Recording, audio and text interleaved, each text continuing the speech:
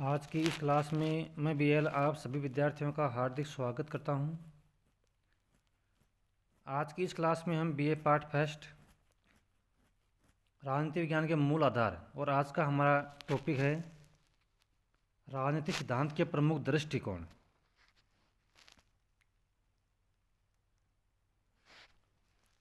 तो आज की इस क्लास में हम राजनीतिक सिद्धांत के प्रमुख दृष्टिकोण कौन कौन से हैं उनका हम आज की क्लास में अध्ययन करेंगे। राजनीतिक सिद्धांत एक सतत बौद्धिक विमर्श है जिसमें राज्य सत्ता, स्वतंत्रता, न्याय और समानता जैसे विषयों की निरंतर चर्चा होती रही है। यद्यपि विषय वस्तु में स्थायित्व रहा है, किंतु अध्ययन की प्रविधियां समय समय पर बदलती रही है। राजनीतिक सिद्धांत की प्रमुख अवधारणाओं का संक्षिप्त जो परिचय है वो निम्न प्रकार से हैं। यानी प्रमुख दृष्टिकोण कौन कौन से हैं राजनीतिक सिद्धांत के। सबसे पहले आता है शास्त्रीय राजनीतिक सिद्धांत। शास्त्रीय सिद्धांत की शुरुआत 6वीं शताब्दी ईसा पूर्व से मानी जाती है और इसमें यूनानी, रोमन तथा प्रारंभिक ईसाई विचारकों के विचार शामिल हैं। प्लेटो और अरस्तु इस परंपरा के दो महानतम चिंतक माने जाते हैं। इस सिद्धांत में राजनीतिक दर्शन और सैद्धांतिक ज्ञान के अभ्यास को एकीकृत रूप में देखा गया, जिसमें राजनीतिक जीवन के बारे में विश्वसनीय ज्ञान प्राप्त करने की कोशिश की गई। इस परंपरा की प्रमुख विशेषताएं निम्न प्रकार से थी। तो पहला जो सिद्धांत था हमारा शास्त्रीय राजनीतिक सिद्धांत, इसकी जो प्रमुख विशेषताएं हैं वो निम्न प्रकार से हैं। यह दर्शन से अत्यधिक प्रभावित थी और नैतिक मूल्यों व आदर्श राज्य की खोज में रत रहती थी। यानी इसका जो प्रमुख मूल सिद्धांत था वो था नैतिक मूल्य और आदर्श। राजनीतिक, धार्मिक और दार्शनिक विषयों में इसमें कोई स्पष्ट भेद नहीं था, यानी यह सबको एक जैसा ही समझती थी। राज्य को एक नैतिक संस्था माना गया जो व्यक्ति के नैतिक विकास और सद्गुण जीवन का माध्यम है। तो ये जो शास्त्रीय सिद्धांत है ये राज्य को एक नैतिक संस्था मानता है। सामूहिक हित को निजी हित से अधिक महत्वपूर्ण माना गया। विचारकों ने यह जानने का प्रयास किया कि उत्तम राज्य व्यवस्था क्या होनी चाहिए, यानी जो नैतिक आदर्श पर आधारित है राज्य को इन्होंने सबसे अधिक महत्व दिया और विचारकों ने इसी के ऊपर सबसे अधिक बल दिया और उन्होंने यही प्रयास किया कि एक उत्तम राज्य है, यानी एक सर्वश्रेष्ठ राज्य है, उसकी व्यवस्था वो किस प्रकार से होनी चाहिए। शास्त्रीय सिद्धांत ने राजनीतिक चिंतन की आदर्शवादी धारा की नींव रखी जो आधुनिक सिद्धांतों पर भी प्रभाव डालती है। तो सबसे पहला जो सिद्धांत था वो है राजनीतिक सिद्धांत के अंतर्गत शास्त्रीय सिद्धांत।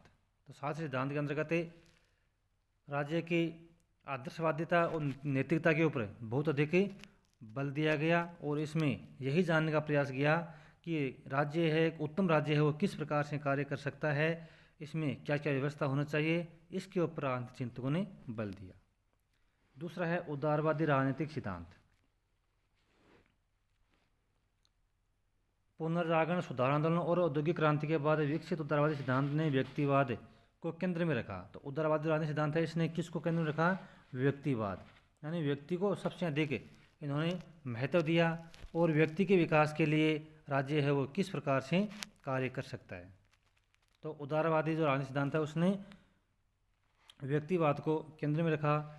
Grotius, Hobbes, lock, Jefferson, Bentham और मिल जैसे विचारकों ने इसे विकसित किया।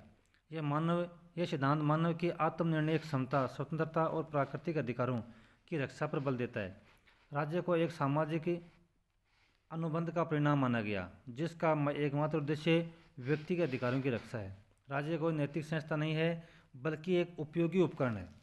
तो इस सिद्धांत के विचारकों ने इस बात पर बल दिया कि राज्य एक नैतिक संस्था नहीं है बल्कि एक उपयोगी उपकरण है, यानी व्यक्ति ने ही अपने विकास के लिए राज्य को अस्तित्व में लाया है जो कानून और व्यवस्था बनाए रखने के लिए है। यानी राज्य सर्वोपरि नहीं होना चाहिए बल्कि इस विषय के अनुसार सर्वोपरि कौन होना चाहिए?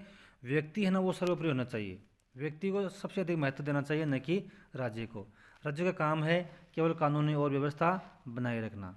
उदारवाद ने सामूहिक हित की धारणा को नकारते हुए प्रतिपादित किया कि जो सरकार कम हस्तक्षेप करे वही सर्वोत्तम है।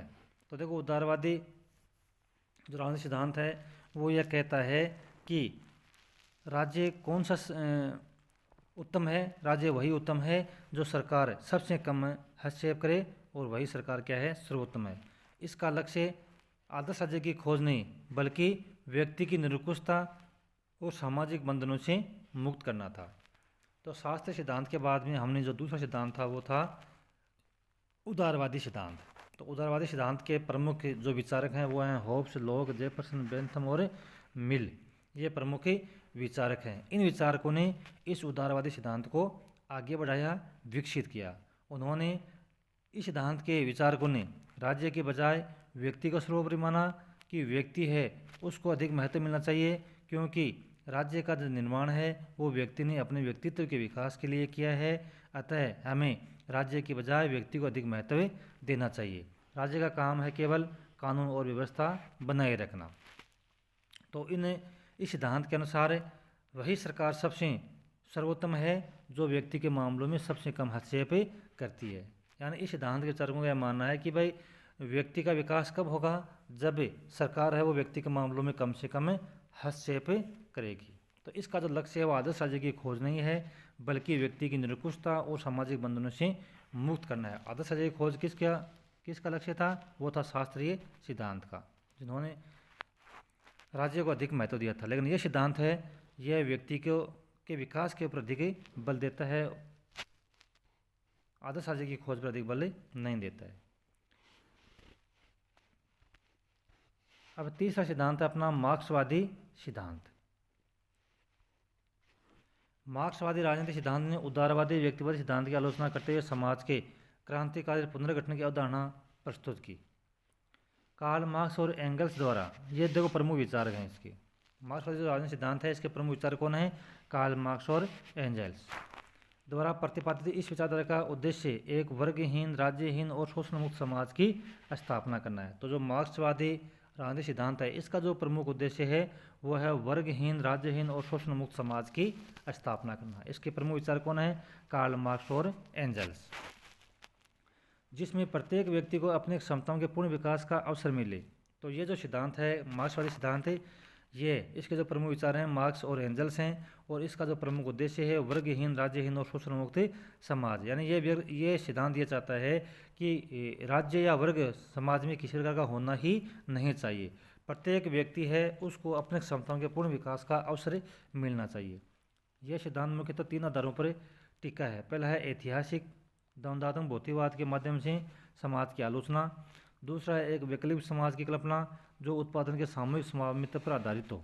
और तीसरा, उस समाज को स्थापित करने के लिए श्रमिक वर्ग द्वारा क्रांतिकारी परिवर्तन की आवश्यकता है। यानी ये 3 यदि आवश्यक काम होंगे तो एक वर्गविहीन समाज की स्थापना हो जाएगी।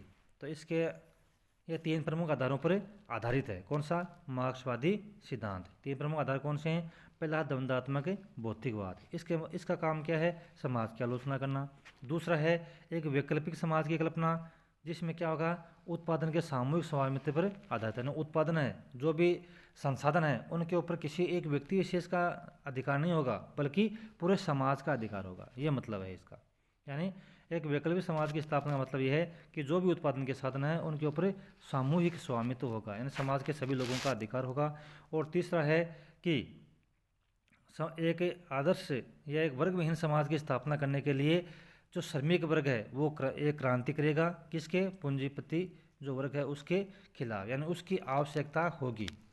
वर्गहीन समाज की स्थापना ऐसे नहीं होगी, क्योंकि जो उत्पादन के साधन है उनके ऊपर पूंजीपतियों का अधिकार होगा। पूंजीपतियों के खिलाफ जो श्रमिक वर्ग है उनको क्रांति करनी होगी।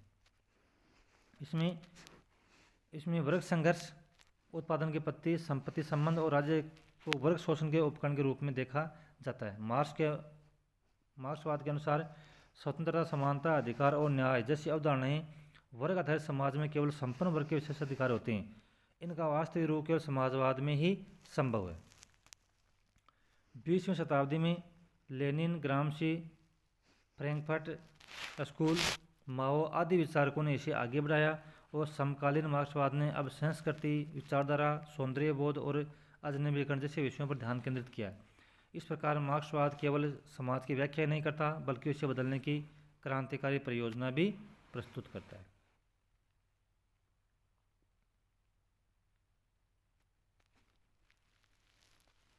अगला है अनुभववादी या वैज्ञानिक राजनीतिक सिद्धांत।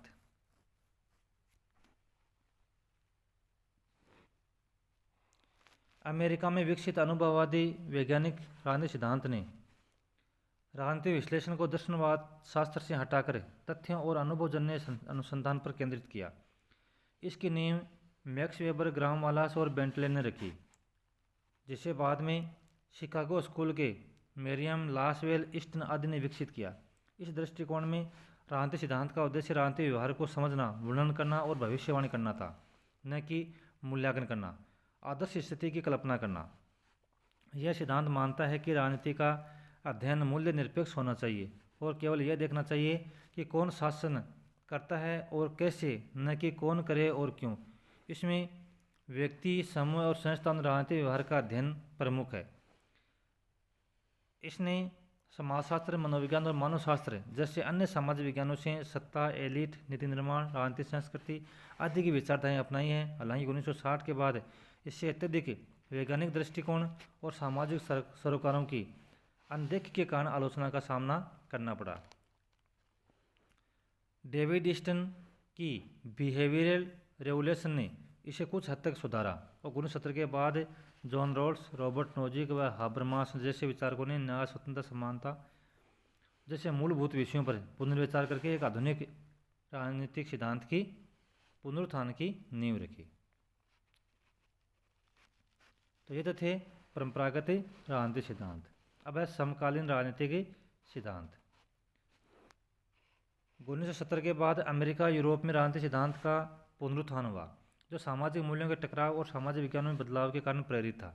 दूसरे विश्व युद्ध की समाप्ति, यूरोप का पुनरुत्थान और मार्क्सवाद, सोशलिज्म जैसी विचारधाराओं का संकट इस पुनरुत्थान की पृष्ठभूमि बना। समकालीन सिद्धांत ने व्यवहारवाद और की वैज्ञानिकता को चुनौती दी और मान्यता दी कि राजनीतिक अध्ययन मूल्य निरपेक्ष नहीं हो सकता। कहने मतलब है कि जो मूल्य हैं यानी एक तरह के जो आदर्श हैं, उनकी अध्ययन करते समय हम उनकी उपेक्षा नहीं कर सकते। और राजनीतिक सिद्धांत केवल तथ्यात्मक नहीं बल्कि ऐतिहासिक, आलोचनात्मक और दार्शनिक दृष्टिकोण को भी अपनाता है। यह सत्ता, स्वतंत्रता, न्याय, समानता, लोक मंगल जैसे मूल्य उदाहरणों की व्याख्या व पुनरावलोकन करता है। इसके अनुसार राजनीतिक सिद्धांत ऐतिहासिक परिप्रेक्ष्य, वैचारिक विश्लेषण, नैतिक मूल्यांकन और रणनीतिक दिशा सभी चार कार्यों को एक साथ समेटे होना चाहिए। ये डेविड होल्ट का कहना है। समकालीन सिद्धांत यह स्वीकार करता है कि राजनीतिक अवधारणाओं की समझ निरंतर प्रक्रिया है जो परंपरा, संदर्भ और आत्मबोध से जुड़ी होती है। इसलिए कोई अंतिम सत्य नहीं होता बल्कि निरंतर पुनर्पाठ और आलोचनात्मक मंथन आवश्यक रूप से होता है। तो ये थे प्रमुख राजनीतिक सिद्धांत के प्रमुख दृष्टिकोण, जिसके अंतर्गत हमने परंपरागत और आधुनिक दोनों दृष्टिकोण की हमने अध्ययन किया। आज की क्लास में बस इतना ही।